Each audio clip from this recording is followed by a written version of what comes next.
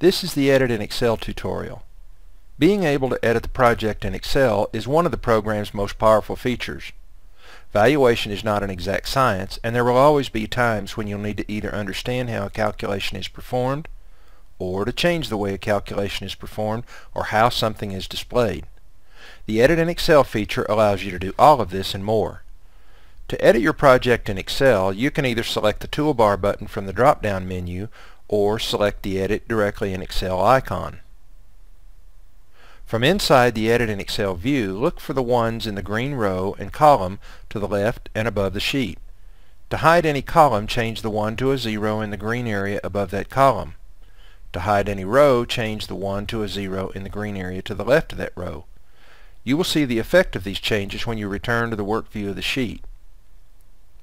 There is a difference between editing the sheet and selectively showing or hiding information that is already in the worksheet. If you add or delete rows and columns in the financial statements section of the program, you will very likely corrupt the financial statements. So although we encourage you to edit the format and style of financial statements, please do not edit the structure. Do not add or delete columns or rows in the existing worksheets. Once the program is open to Excel, you can use Excel to view formulas, change formats, or do anything else you would normally do in Excel. Notice at the bottom there are tabs to give you access to the entire workbook. Since the workbook is large, it might be easier to go back to the program and use the navigator to find the schedule that you want and then edit in Excel again. That's easier than shifting through hundreds of schedules on the tabs at the bottom. There is an Edit in Excel toolbar that appears when you edit the worksheets in Excel. Look for the Return button that will allow you to return to the program. Please note that pressing the Return button is the only correct way to return to the native mode of the program. If you succeed in closing the Edit in Excel window using the red X in the upper right-hand corner of your screen, it may make the program unstable.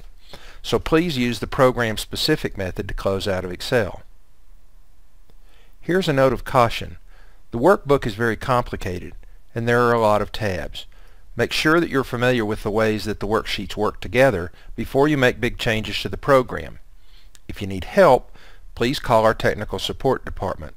As we said at the beginning of this tutorial, you can change the format of the financial statements, but we encourage you not to change any of the structure. So use the financial statement section of the navigator if you want to change the format and select Edit in Excel. Once Excel opens to the financial statements, you can make whatever formatting changes you would like. For example, if you want to add dollar signs to the numbers, highlight the numbers that you want to add dollar signs to.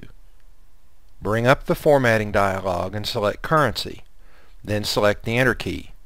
The number will now be displayed in currency format.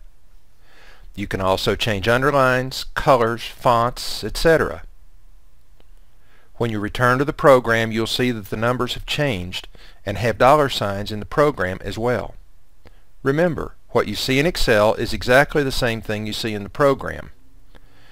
There are 3 custom worksheets available in the program located under Custom Worksheets in the Navigator. The easiest way to work with these is to select the worksheet you want to use and then select Edit in Excel.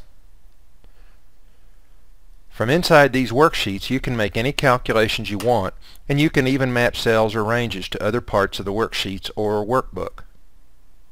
This is the end of the Edit in Excel tutorial.